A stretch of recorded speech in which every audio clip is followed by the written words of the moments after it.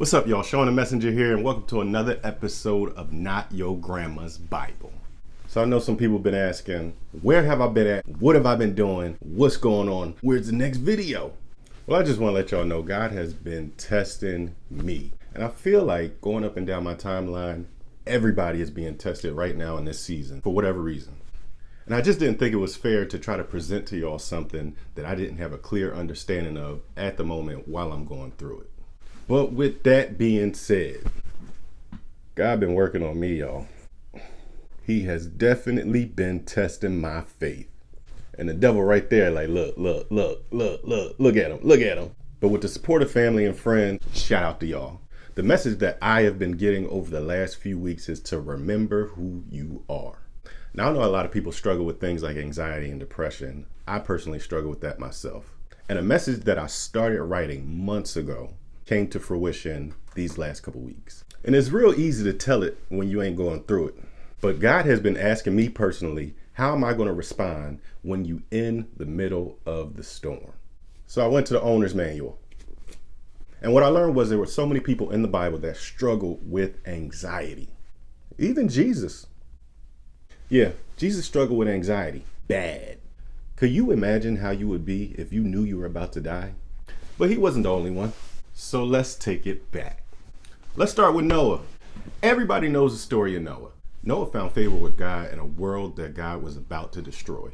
So he built an ark, two of each animal. Everybody knows that part, right? Cool. Now let's get to the crazy part.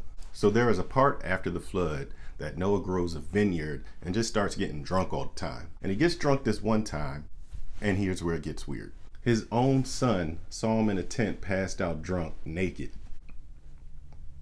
Here's where it gets even weirder. Something happened to Noah at the hands of his son in that tent while he was naked. Now, my mind started asking these questions, besides the really obvious ones. Why was Noah getting lit? And so I had to rewind in Noah's story.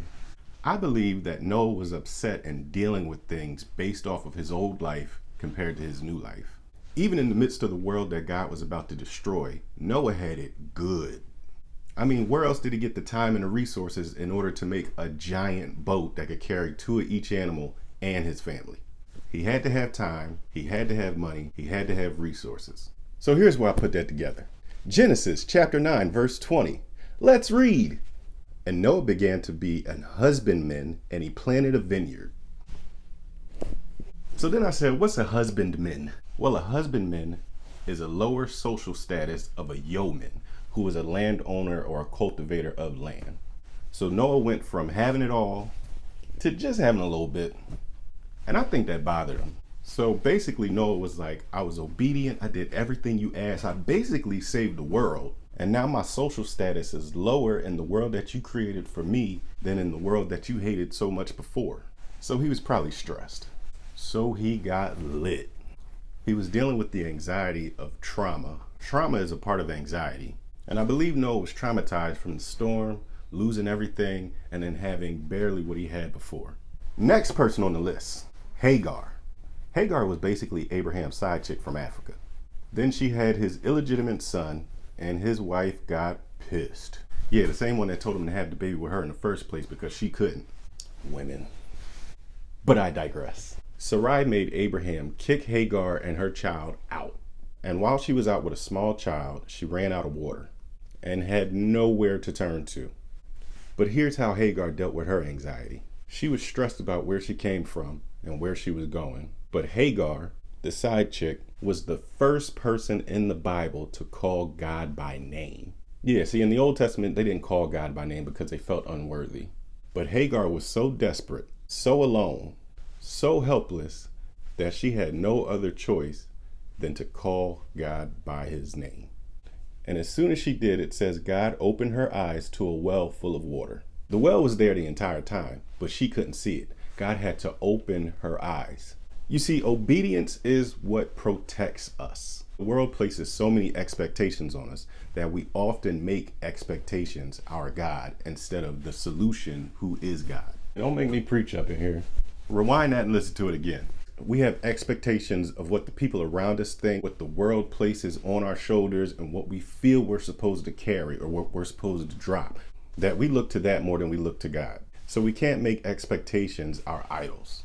You see, oftentimes, like Hagar, all we see are the obstacles in front of us instead of the opportunity around us. God opened her eyes. The water was there the entire time. She was ready to give up and let her son die in a situation where her deliverance was right next to her the entire time. But all she saw was obstacle. All she was thinking about was where she came from and not where she was going. Her expectations were limited, even though God told her her son was about to be great. Now back to Jesus. Jesus struggled with anxiety bad. Matthew 26, verse 36. Jesus went to the Garden of Gethsemane. He went to a garden and he took 3 of his boys with him. He told them, hey, wait here. I got to go pray. I'm dealing with some things. Just wait here for me. Tell me why they went to sleep.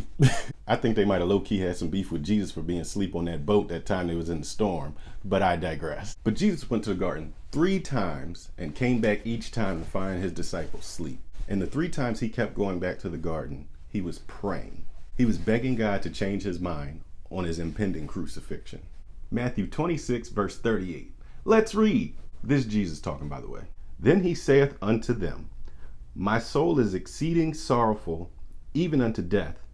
Tarry ye here and watch with me. See, when we're dealing with anxiety, we need people around us that can watch our back and have our best interests at heart. The disciples thought Jesus was so great, he could handle it on his own. But Jesus was struggling. So here's Jesus' prayer. Matthew 26, verse 39. Let's read. O my Father, if it be possible, let this cup pass from me. Nevertheless, not as I will, but as thou wilt. So Jesus dealt with anxiety just like we do. It was the same, but different. See, the key to understanding that story was every time Jesus dealt with the anxiety, he kept going back into prayer. And he also kept looking for the people around him to have his best interests at heart. Everybody knows Psalm 23, verse 4. We all had to learn in Sunday school. Yea, though I walk through the valley of the shadow of death, I shall fear no evil because the Lord is with me. We say it so much we never think about it. What does it mean? Let's break it down. Yea, though I walk through the valley of the shadow of death is our willingness in those moments to accept that anxiety. For thou art with me. He never promised to talk to us. He never promised to jump down from heaven, never promised to strike down all our enemies. He promised to be with us. Thy rod and thy staff is my comfort. What is the rod? Spare the rod, spoil the child. So the rod is talking about discipline. God will come and correct everything in your situation if it isn't of him and you are being obedient. Staff. What did God give to Moses and say, you will perform my miracles with this staff? So God is promising to not only come and correct everything in our situation that isn't of him, but to also be able to do it in a miraculous way that we thought impossible. The staff is the power of God in a seemingly impossible situation. So your situation is impossible. Your expectations are. Just like I'm learning, I want you to get the same message. Trust God. Hey, thanks for watching. I'm Sean, and remember, I'm just a messenger. Keep repping the kingdom. I'll holler at y'all. Peace.